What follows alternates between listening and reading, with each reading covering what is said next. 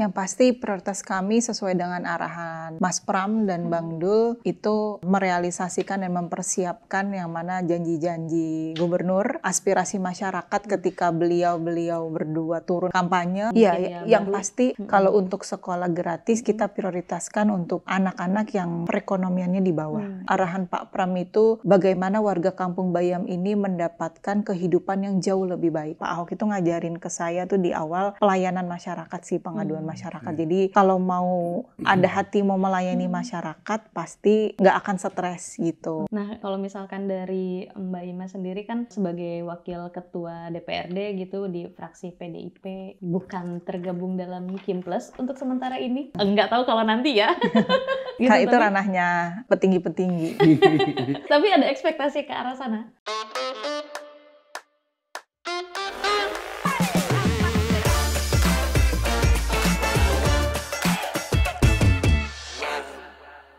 Halo teman-teman, ketemu lagi di acara Podcast For Your Politik, FYP, yang muda yang berpolitik. Berpolitik, oke. Ini kita sekarang nih berdua nih, ngobrol-ngobrol berdua bareng sama reporter Tirto, namanya siapa nih? Naufal dan saya Rina. Kita akan ngobrol banyak soal Jakarta sebenarnya. Kenapa ngobrolin Jakarta? Karena kita baru memiliki pemimpin baru lah ya, gubernur terpilih, lalu kita akan ngobrol soal masa transisi gubernur tersebut bersama siapa, Noval? Ketua tim transisi gubernur Jakarta terpilih Pramono Anung dan Rano Karno, yaitu Mbak Ima Mahdiah, yang juga menjabat. Mbak Ima ini kebetulan juga menjabat sebagai wakil ketua DPRD dari fraksi PDIP. Oke, mungkin kita bisa langsung aja ya ngobrol-ngobrol soal momen transisi perpindahan kepemimpinan dari mungkin yang sebelumnya PJ, sekarang kita bakal punya gubernur terpilih di Jakarta ini. Pertama mungkin prioritas dari tim transisi ini yang diketuai oleh Mbak Ima seperti apa sih untuk di Jakarta? Ya, yang pasti prioritas kami sesuai dengan arahan Mas Pram dan Bang Dul itu merealisasikan dan mempersiapkan yang mana janji-janji gubernur, aspirasi masyarakat ketika beliau berdua turun ke kampanye itu kan banyak, dan kemarin juga tim kampanye juga membuka jaring aspirasi yang dimana itu kita kumpulkan sekitar lebih dari 20-an ribu. Nah itu yang kita siapkan untuk setelah pelantikan Mas Pram dan Bang Dul sudah bisa dijalankan. Gitu. Kan banyak banget nih Mbak, itu ngebagi kayak janji kampanye mana dulu dan lain sebagainya tuh kayak gimana Mbak? Karena banyak banget yang disampaikan lah ya. Kita kan kerja 1 bulan ya, kurang lebih 1 bulan. Maka dari itu kita membuat timeline dalam 1 minggu. Ini kan baru minggu pertama. Kami berkenalan dulu. Kalau saya kan sudah kenal dengan Pemprov, teman-teman yang lain kan belum kenal. Kami berkenalan, setelah itu langsung, jadi sebelum berkenalan itu kami juga sudah rapat tim transisi, jadi mana aja yang menjadi prioritas. Kita bikin juga mana yang kira-kira cepat dan cost-nya yang rendah, mana yang sedang dan mana yang kira-kira perlu waktu dan cost-nya agak besar gitu. Jadi ada beberapa hal yang kita klasifikasi. Nah kita kejar dulu dari hal-hal yang paling mudah, yang paling memang masyarakat paling banyak butuhkan, itu yang kita prioritaskan. Jadi dalam 1 minggu ini lebih ke persamaan persepsi visi misi gubernur Mas Pram dan Bang Dul kepada teman-teman di Pemprov DKI Jakarta. Itu nanti bisa langsung tancap gas setelah pelantikan atau bayangannya akan seperti apa? Apa masih perlu momen lagi untuk penyesuaian dan lain sebagainya? Kan kami ini ditugasin 1 bulan, kan kami yang menyesuaikan, kami yang menyiapkan. Jadi harapan kami tim transisi setelah Mas Pram dan Bang Dul dilantik sudah gaspol. Oke, gaspol ya. Gaspol. Oke, Noval nih punya banyak pertanyaan ini. Soal program-program ya. Betul pasti Mbak Ima. Ini kan dari sekian banyaknya program atau janji kampanye yang disampaikan oleh Mas Pram dan Bang Dul itu, ada salah satunya itu terkait sarapan gratis, Mbak Ima ya. Dari pandangan tim transisi sendiri terkait program tersebut, apakah sarapan gratis ini yang dari Mas Pram dan Bang Dul akan menggunakan APBD Jakarta nantinya ketika diterapkan, atau seperti apa? Apakah ada alokasi dari anggaran lain gitu Mbak Ima? Iya. Kebetulan tadi pagi juga kami sedang membahas ya di minggu pertama. ada beberapa pilihan memang sumber dana yang pasti untuk mengalokasikan dana itu hal-hal yang sangat penting untuk masyarakat itu tidak kami geser, tapi ada beberapa hal yang bisa dihemat, yang bisa dikurangi dan juga nanti bisa melibatkan beberapa pihak. Jadi kita dengan Pemprov DKI mempersiapkan opsi-opsi setelah minggu menuju pelantikan 1 minggu sebelumnya itu kami sampaikan sebagai report tim transisi nanti yang akan memutuskan adalah Mas Pram dan Bang Dul. Gitu. Tapi ini masuk dalam program 100 hari kerja atau enggak? Masuk dalam 100 hari program kerja. Oke. Jadi itu yang akan salah satu yang akan diutamakan ya? Betul, itu yang akan diutamakan karena kita juga mengklasifikasi mana arahan Pak Pram yang segera, mana yang bisa berjalan sambil waktunya bisa agak panjang itu kita udah bedain gitu.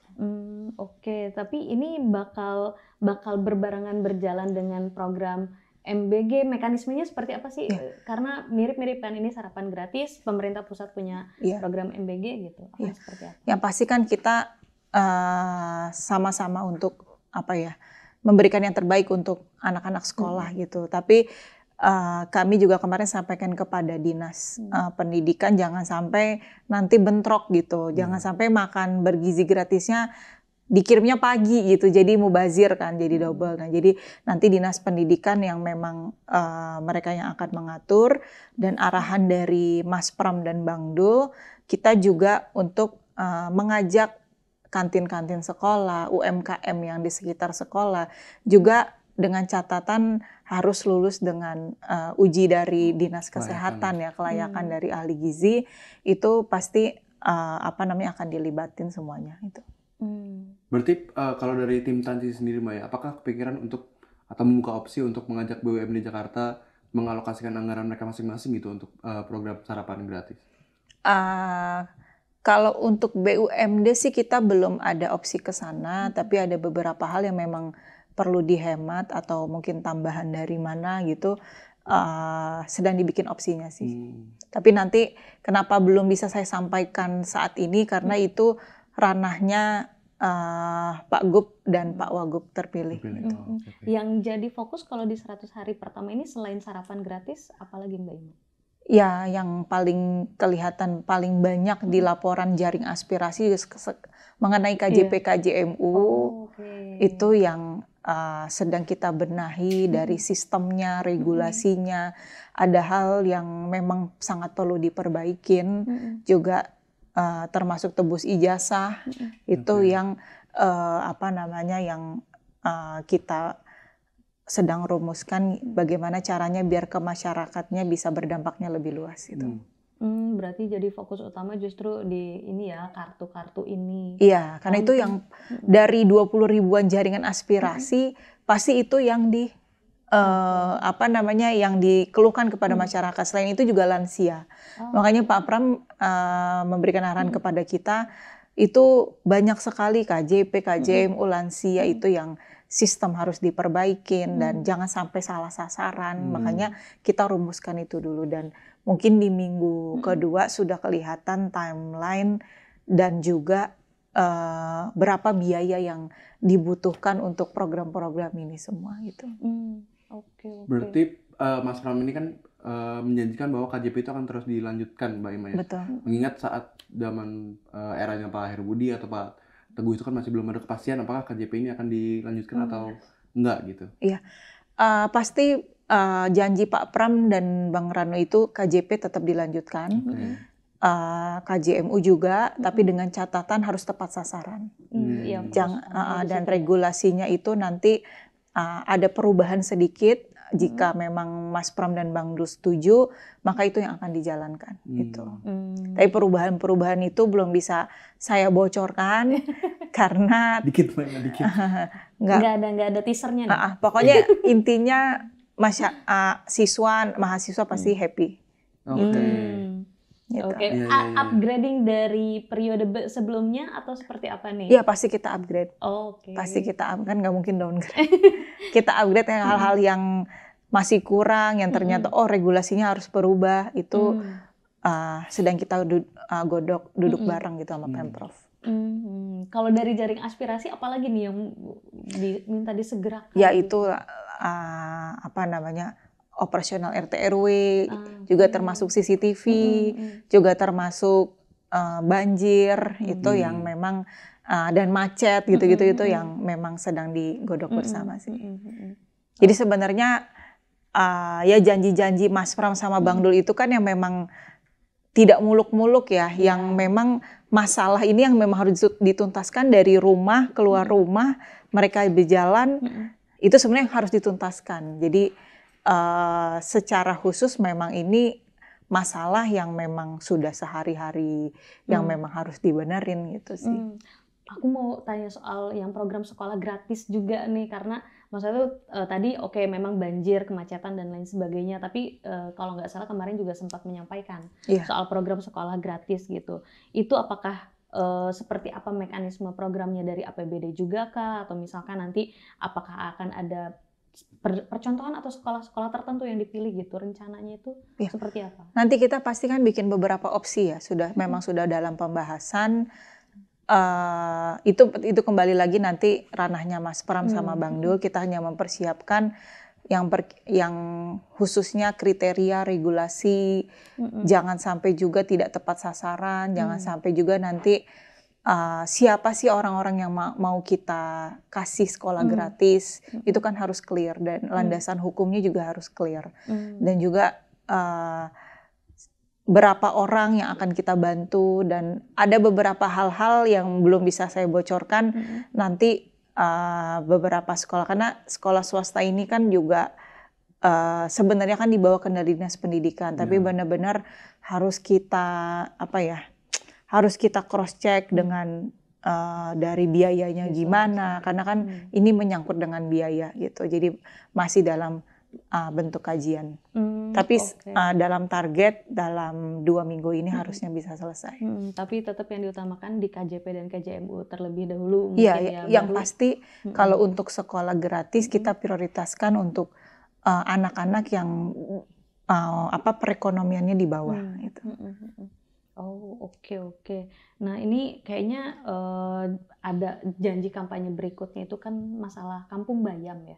Iya. Gitu. Nah kalau misalkan cara atau langkah yang kemungkinan akan ditempuh untuk merealisasikan janji bahwa warga bisa menempati rusun yang disediakan gitu, kampung susun yang disediakan? Ya, kemarin pun kami juga sudah berdiskusi dengan Jakpro, dengan Wali Kota Jakarta Utara, juga dengan OPD terkait Kampung Bayam ini. Maka kita juga bentuk tim khusus Kampung Bayam ini. Jadi kita pelajari dulu dari dasar hukumnya apa, juga jangan sampai menabrak hukum, dan juga master plan-nya tuh seperti apa sih dulu dibuatnya. Terus targetnya tuh siapa aja, dan bagaimana kita arahan Pak Pram itu bagaimana warga Kampung Bayam ini mendapatkan kehidupan yang jauh lebih baik. Itu pesannya. Tapi itu tadi beberapa opsi pun akan kita serahkan kepada Mas Pram dan Bang Dul untuk memutuskan kira-kira yang mana gitu yang akan dipakai. Gitu. Berarti kalau yang disiapkan dari teman-teman di tim transisi ya kajian-kajiannya ini kan ya. Dan jangan sampai juga semuanya menabrak aturan dan lain sebagainya. Jadi benar-benar kita sampaikan kepada Mas Pram dan Bang Dul tuh kondisi yang real seperti ini gitu. Masih terkait skema hunian juga Mbak Ima. Kalau tadi kan terkhusus untuk warga Kampung Bayam gitu yang mungkin akan menempati Kampung Susun Bayam. Tapi terlepas dari skema hunian untuk mereka, skema hunian apa yang akan mungkin dilaksanakan atau akan diterapkan oleh Mas Pram dan Bang Dul terkhusus untuk Gen Z atau milenial yang ingin memiliki hunian di Jakarta? Mengingatkan sebenarnya hunian Jakarta udah terlalu mahal gitu untuk mereka gitu kan. Itu tadi arahan Mas Pram dan Bang Dul itu, kita kan punya sebenarnya aset-aset Pemda DKI yang memang kondisinya kan idle ya. Jadi mungkin itu yang akan dimaksimalkan, yang akan mungkin dibangun rusun-rusun, dan juga mungkin kerjasama juga dengan BUMN bisa kerjasama karena kan nanti ketika IKN-nya pindah kan ada beberapa tempat kosong, itu yang nextnya mungkin akan dimaksimalkan untuk tempat tinggal Gen Z, milenial. Karena kan Pak Pram juga pengen tuh orang itu kerja tuh dekat dengan tempat tinggalnya gitu. Jadi nggak kan kalau di luar negeri pun rata-rata ya dekat dengan tempat kerjanya gitu, dan itu akan bisa mobilisasinya bisa lebih mudah. Gitu. Betul. Jadi untuk sementara ini gambaran untuk program skema hunian tersebut masih berbentuk rumah ini rumah vertikal ya? Iya, rumah vertikal ya. Karena kalau udah rumah tapak mah udah nggak mungkin di Jakarta ya. Betul. Rumah vertikal tapi itu tadi lengkap dengan sarana dengan fasilitas, dengan kebutuhan mereka, dan bahkan ya ada beberapa hal yang ada kategori ya gitu. Tapi itu kan bukan dalam 100 hari, itu masih next panjang. Betul. Nanti mungkin beliau yang akan lebih paparkan lebih banyak lagi sih. Kemarin hanya sekilas disampaikan Pak Pram pengen yang seperti ini.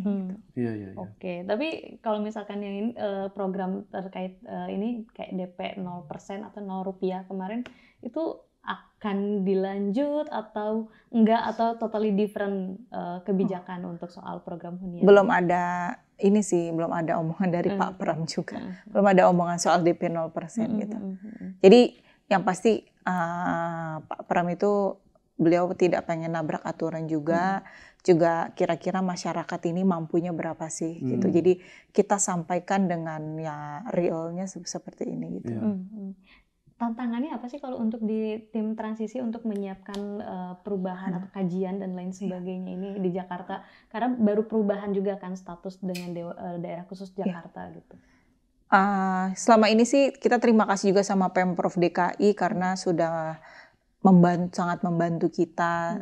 Maksudnya kooperatif, rapatnya pun lengkap, semua hadir gitu. Mungkin tantangannya lebih ke arah waktu ya. Karena waktu yang sempit ini yang kita harus kejar-kejaran gitu. Jadi kayak kemarin 1 hari itu kita bisa rapat dari jam 8 pagi sampai jam 9 malam gitu. Maraton ya. Maraton, jadi benar-benar kita kebut sih gitu. Oke. Nah, kalau misalkan dari Mbak Ima sendiri kan sebagai wakil ketua DPRD gitu di fraksi PDIP, bukan tergabung dalam Kimples untuk sementara ini. Enggak tahu kalau nanti ya. Gitu, itu ranahnya petinggi-petinggi. Tapi ada ekspektasi ke arah sana? Saya sih nggak ada ekspektasi ya, kalau itu kan ranahnya petinggi.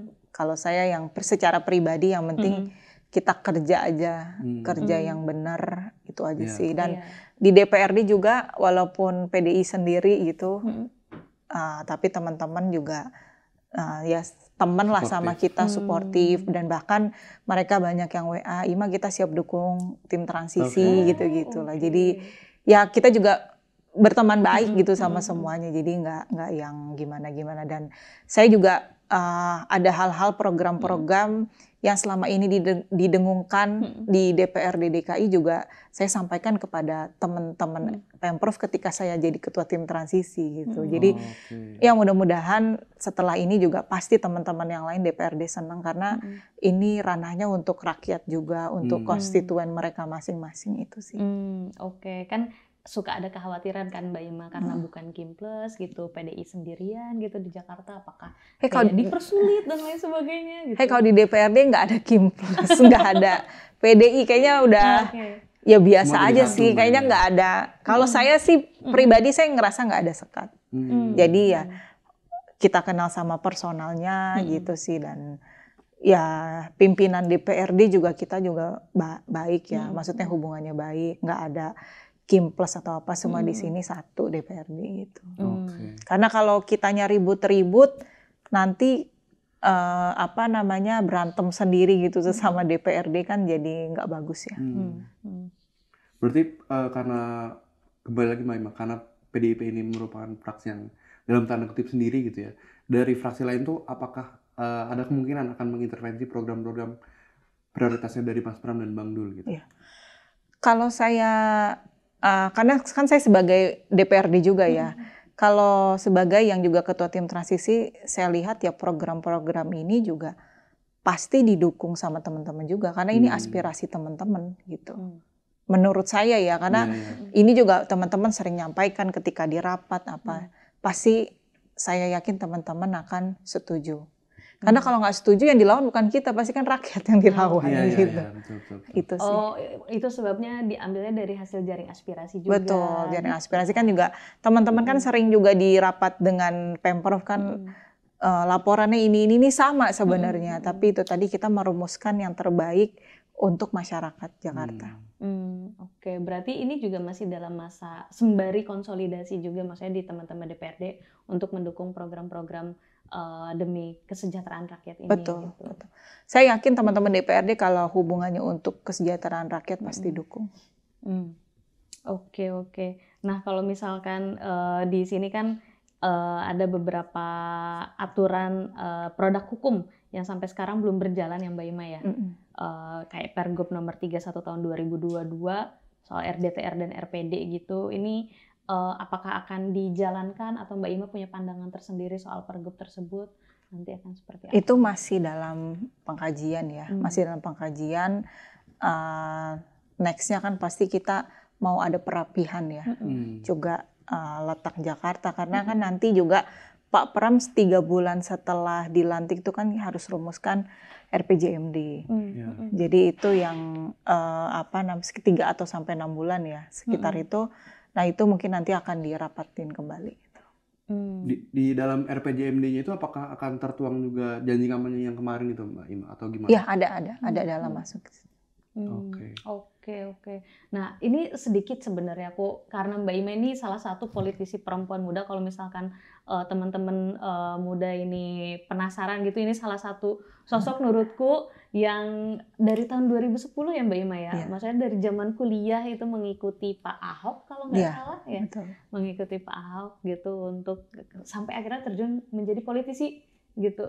Boleh sedikit mungkin diceritakan momen yang bikin Mbak Ima akhirnya saya mau nih jadinya masuk partai lalu nyalek gitu. Sebenarnya juga semuanya nggak sengaja sih, masuk partai juga nggak sengaja, nyalek juga nggak sengaja, terus tiba-tiba menang gitu sih. Tiba-tiba nggak mungkin loh tiba-tiba menang. Nggak, maksudnya dalam arti nggak pernah kepikiran ya masuk partai kan, karena waktu itu saya lihat ya secara pribadi, lihat teman-teman di PDI Perjuangan mendukung Pak Ahok ketika waktu itu 2016 itu sangat total gitu, dan saya banyak berkawan baik dengan teman-teman PDI Perjuangan waktu itu. Saya belum masuk partai gitu, dan saya rasa saya lihat kayaknya saya cocok nih di PDI Perjuangan gitu. Dan waktu 2017 pun ada beberapa teman-teman di luar partai lain juga ngajak masuk ke partai ini gitu. Cuma akhirnya sejak diskusi akhirnya kita masuk di PDI Perjuangan.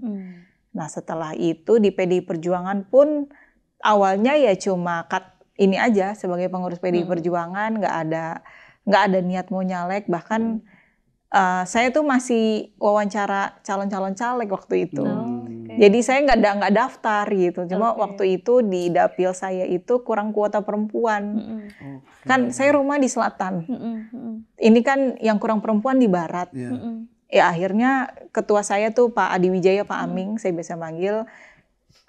Beliau itu kan orangnya kan nggak pernah minta. Tapi kali ini beliau bilang, Ima saya minta tolong kamu mau nggak maju di di dapil 10 karena kurang perempuan gitu. Saya pikir cuma tempel nama doang gitu, cuma tempel nama. Terus saya bilang ya saya izin, karena waktu itu saya masih kerja ikut Pak Ahok. Jadi saya bilang saya minta izin dulu sama Pak Ahok, kalau dikasih ya saya mau maju gitu. Dan ternyata maju dan terpilih itu sih, dan terpilih. Ya bingung juga karena kan tadinya wah gimana nih, berarti kan harus kita tinggalkan semua urusan yang lain gitu. Tapi ya memang di awal itu memang dulu pas ikut Pak Ahok itu memang Pak Ahok itu ngajarin ke saya tuh di awal pelayanan masyarakat sih, pengaduan masyarakat. Jadi kalau mau ada hati mau melayani masyarakat pasti nggak akan stres gitu. Nah mungkin dari situ keterusan ya, senang aja gitu, suka. Makanya saya buka WA pengaduan kan. Saya balas sendiri tuh, saya suka baca WA warga. Nggak pakai asisten gitu? Nggak pakai asisten. Jadi bahkan kadang, saya mohon maaf, kalau lagi rapat tim transisi ini kan sama sekali nggak bisa balas WA warga. Terus saya baru balas kalau udah nyampe rumah, abis mandi, di kamar baru saya bales. Oh sampai sekarang masih dibuka WA pengaduan? Masih dibuka, masih. Karena itu cara komunikasi saya sama masyarakat. Jadi masyarakat itu kan nggak mungkin kita tiap hari datang ke dapil, tapi masalah warga kan pasti tiap hari ada aja gitu. Nah itu salah satu komunikasi masyarakat bisa lapor saya 24 jam gitu. Nah itu yang yang akhirnya membuat saya terjun ya. Saya mengaplikasikan yang sudah saya lakukan di DPRD ini sambil belajar juga dengan senior-senior. Di PDI Perjuangan juga teman-teman juga banyak yang kasih arahan ke saya, juga termasuk Pak Aming juga sering, Pak Ahok, Pak Aming tuh sering memberikan saya tuh nasihat atau kasih masukan ya. Prinsipnya saya menjalankan yang baik gitu. Nah terus setelah itu sih ya kepilih lagi kedua gitu ini periode kedua gitu, dan saya sama sekali nggak pakai serangan fajar. Nggak pakai serangan fajar. Oke, berarti beneran modalnya lebih ke modal sosial dan modal kerja. Iya. Jadi modal saya kerja sama sekali nggak ada serangan fajar, bisa dicek di Dapil 10. Oke, tapi kalau misalkan biaya kampanye ada pasti karena APK dan itu juga ya kita ada teman-teman yang bantu juga, gotong royong juga dari kita juga ada, tapi itu tadi kita hanya berfokus pada APK. Oke, ini menarik sih ini karena orang kan selalu bilang politik itu mahal gitu. Mahalnya ya karena membeli suaranya itu. Betul. Gitu, kan. Kalau beli suara pasti mahal dan belum tentu jadi juga. Iya. Gitu. Oke. Nah, kalau misalkan dari Mbak Ima sendiri ini kan kali kedua ini periode kedua ya. Di DPRD gitu. Next step-nya yang akan Mbak Ima mungkin nanti ke DPR RI atau seperti apa? Ada rencana? Wagub. Atau fokus dulu lah 5 tahun dulu di sini? Jadi saya tuh dari dulu hidupnya nggak pernah saya mau ini nggak pernah. Jadi kayak saya dibawa aja ke sana, saya dibawa ke sini. Saya nggak pernah mikir mau jadi apa gitu sih. Lebih ke ikut jalan yang sudah udah ditakdirkan Tuhan aja gitu. Tapi ketika kita diberikan amanah ya kita selesaikan tugas dengan baik, itu aja sih. Oke. Terakhir mungkin kalau misalkan ada teman-teman muda yang mau terjun ke politik biar bisa seperti Mbak Ima, nggak perlu beli suara dan lain sebagainya, tapi bisa 2 periode, mungkin ada pesan yang ingin disampaikan. Ya mungkin kalau saya juga tidak bisa menafikan ketika saya jadi pertama kan Pak Ahok bantu saya endorse ya, jadi suaranya tuh sangat tinggi gitu untuk di dapil gitu. Tapi itu tadi teman-teman, pesan saya sih gini aja, kita nih kayak dulu saya mahasiswa, kita banyak temenan sama orang, banyak jadi volunteer, siapapun kita temanin karena pasti kan ada banyak kesempatan dari situ gitu. Dan memang misalkan mau niat berpolitik ya kita harus mulai dari bawah dulu. Kayak contoh misalkan bisa jadi RT, sekarang RT banyak yang muda loh. Bisa jadi RT ya, kita bisa melayani masyarakat, belajar. Nah mungkin lebih naik lagi jadi RW. Nah ketika sudah berdampak besar kan bisa jadi modal sebenarnya. Jadi modal, memang selama ini dia sering mengadvokasi warga gitu. Pasti kan warga mau pilih gitu. Jadi mungkin lebih ke arah yang kecil-kecil itu. Karena kalau kesempatan kayak saya kan mungkin nggak banyak orang yang bisa seberuntung gitu ya bisa di endorse. Tapi memang sebelum ke Pak Ahok kan juga bagaimana saya digemblengnya gitu kan juga. Ya mungkin orang banyak nggak tahu gitu. Tapi untuk yang saya sampaikan kepada teman-teman yang lain itu tadi mulai dari bawah dulu. mulai kita gimana cara melayani masyarakat, mengadvokasi. Kalau kamu rajin, kamu benar, pasti masyarakat mau pilih, itu sih. Oke, menarik banget obrolan kita sore hari ini. Gimana Novel, pengalaman pertama wawancara nih? Betul-betul, emang sosoknya Mbak Ima ini sudah inspiratif dan rajin mengadvokasi warga semenjak dulu di anggota komisi Mbak Ima di periode sebelumnya. Oke, ini obrolan kita sore hari ini tidak bisa berlama-lama karena masih ada banyak kegiatan lain ini untuk dari tim transisi. Terima kasih kepada Mbak Ima yang sudah mau ngobrol-ngobrol sedikit dengan kami gitu. Semoga ada tadi catatan besarnya adalah jiwa melayani terlebih dahulu ya, maksudnya untuk kesejahteraan rakyat gitu, mendengarkan dan lain sebagainya dengan mengadvokasi melalui hal-hal yang kecil ya, kita tidak pernah tahu kesempatan akan datang seperti apa. Jadi mungkin itu saja untuk sore kali ini. Terima kasih untuk teman-teman yang sudah menonton podcast Warrior Politik. Yang muda yang berpolitik. Oke, sampai jumpa dalam acara berikutnya. See you. Jangan lupa like, comment, dan subscribe ya. Oke, makasih.